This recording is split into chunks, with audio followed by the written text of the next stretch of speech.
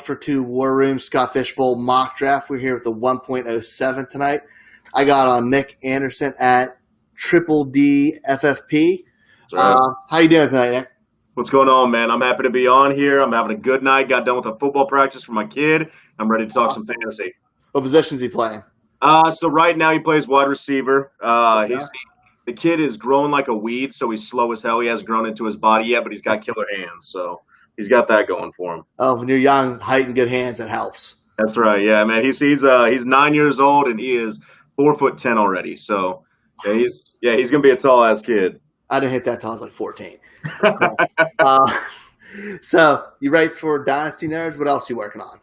I write for Dynasty Nerds, and then on my own, I do the Triple D FFP, which is the Down&Dirty Dynasty Fantasy Football Podcast.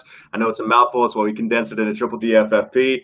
I was writing my own articles for that, but pretty much exclusively my writing's for the nerds now. But we do podcasts. We got a Twitter activity, all of that stuff. So if you want to see some good graphics, you want to listen to a good podcast with somebody who gets a little too drunk and talks a little too freely about fantasy football, then I might be your guy. That's right up my alley. Awesome. So this is your first time in Scott Fishbowl. You've been in it before?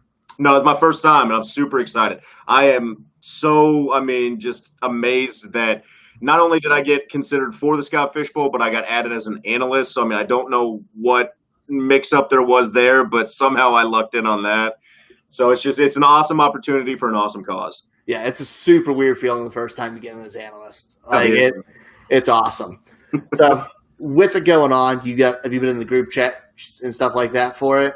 Yeah, I've been looking at a little bit of it. Yeah. Jacob Vines, he's all over that stuff. So I've been following his stuff on it. So yeah, he was on the 1.01. Oh, was he? Yeah. Yep. He is deep in this shit. Yeah, it's awesome. Yeah, he came on at the 1.1. Made the McCaffrey pick, pretty shock on the way. Then we went Mahomes, Lamar, Barkley, Zeke, Kamara. Okay. So coming up after basically that tier break, you kind of got the hardest pick to start so far. Right. Name me a couple guys that are going through your head. So honestly, looking at the point scoring for the Scott Fishbowl last year, I hate going tight end early. Even in tight end premium leagues, I hate going tight end early. But Travis Kelce with 316 points last year coming up is like the number 4 player in the league. That's an insane stat line. He's not going to be the one that I pick, but he's certainly in contention for it just because of the numbers that he put up last season. Yeah, that offense just clicking. He did that without Mahomes in a few games. Yeah, and if you can't tell, I'm a Chiefs fan. I got my posters up on the wall. I'm from Kansas City, so that would be a very natural pick for me. But I just hate going tight end early, and I feel like this year is one of the rare years that there is such a depth at tight end that you don't have to go early on it. So yeah, go ahead with that. It's hard. I say it's hard for team building too. Yeah, exactly. And I've done too many drafts in tight end premium leagues where I've gone tight end early. And I never like the outcome. When I come out of the draft, I never like the way that my roster looks. Yeah, I completely get it. So then we go down, and I'm looking, and, you always kind of want to get that running back early. So you're looking at the running backs here, and Kamara's off the board. You've got Dalvin Cook, who's still on the board, and I love Dalvin. I'm a huge fan. I have been since he came into the NFL. But, you're worried a little bit about the holdout, not a lot, but you're worried about injury with Dalvin. You're worried about all these other things. And so while he's in contention for it, I just don't think that I can pull the trigger on him. Okay. And so that kind of leaves me with the guy that I'm going to go with, and I don't know if it's chalk, but I know it's a super flex league. I know it's redraft, so I'm not looking at age. I'm just looking at production. And I think that the one that I'm going to have to go with is Russell Wilson here. When we're looking at completions, when we're looking at touchdowns, when we're looking at what his run game is going to end up looking like this year, I don't think that Chris Carson is going to be as potent as he was last year. Rashad Penny's still recovering from an injury, I think that DK is going to take a step forward. Lockett's probably not going to get a compound fracture that won't even let him get into a fucking plane. So, I think that we're going to see a lot of production coming out of that Seattle offense, and Russ is going to be my pick. I love it, dude. He's somebody who hasn't been mentioned yet on the episodes, getting talked through. One other QB's been mentioned, and it would have been Russ for me over Dak. And I love that pick. Yep. So it's fantastic. So picking up Dak in the first, on the come around, what are you thinking for team building? Who are you looking for? They're picking up Russ, you mean? Yeah, that's what I mean. Sorry. I've heard his name so much. After picking up Russ, who are you looking at? So on the come around, who I'm looking at, I mean, if we're just assuming that this thing goes chalk, I'm kind of just, say that goes, down goes, all that stuff. I mean, on the come around, I would definitely be looking to try and backfill a running back at that point because, and so I was actually talking with one of my buddies today. I tweeted out about it. There are a couple things that I'm just absolutely staying away from in this draft. One of them is stacks, okay? So I am not stacking any players in redraft this year. You get like the wide receiver, quarterback stack, all that stuff. I'm staying away from it because we live in a COVID era now where you have to adapt to the draft. And I think that there's this chance that you get a widespread outbreak inside of an NFL locker room and you could lose, your starting quarterback and your number one wide receiver to this virus. So, I mean, it's kind of one of those things that you got to think about when you're doing a draft. No, I love that. That didn't even go through my head yet. I've heard a lot of people come through have talked about stacking on here. You and John Law were the ones who were kind of against it, but I didn't even think of that reason. That's crazy. And so I've been thinking of that reason for one as why I'm going to stay away from stacks, and then kind of spitting in the face of that logic almost. Another theory that I've been mulling around for redrafts is that this is the year of the handcuff.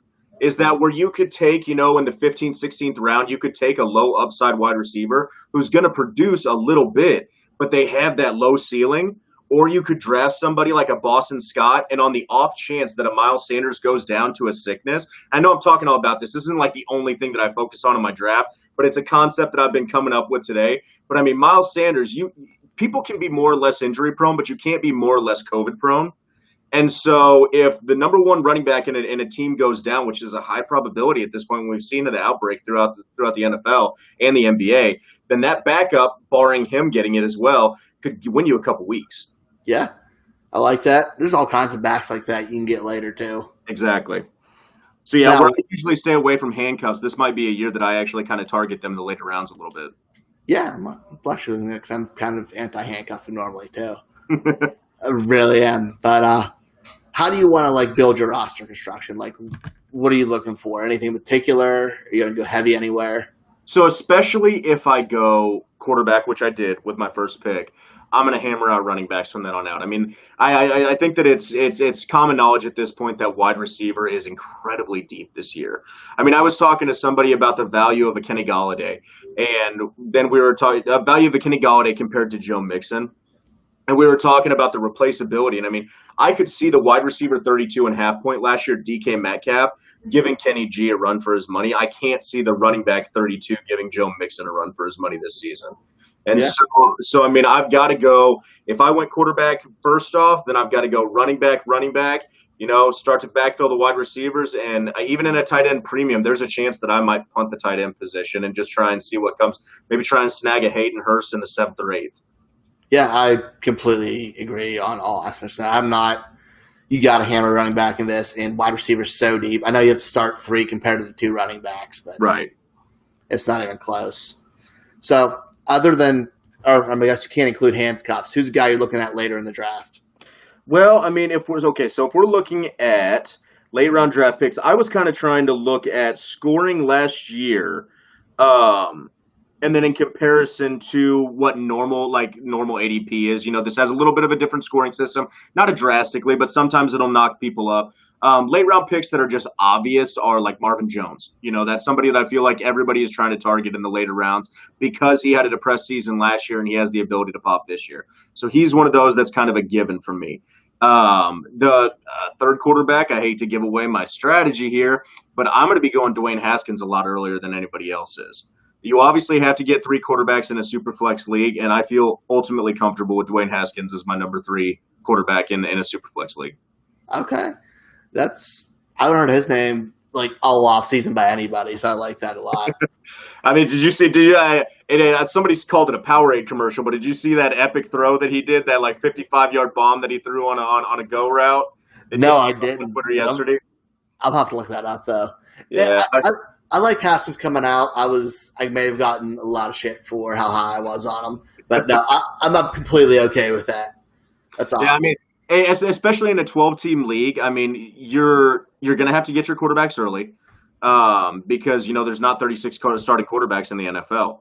So you're going to have to get them early, and they're going to pop off so quickly that you're going to have to decide, am I going to get one of the last ones? And one of the last ones is always Dwayne Haskins, and I'm almost more comfortable with Dwayne Haskins than I am with somebody like Sam Darnold or somebody like that that's going to be picked above him, Yeah, by a good amount of rounds. Yeah. Awesome. So any last-minute advice, anything else you're thinking about for the Scott Fish Bowl?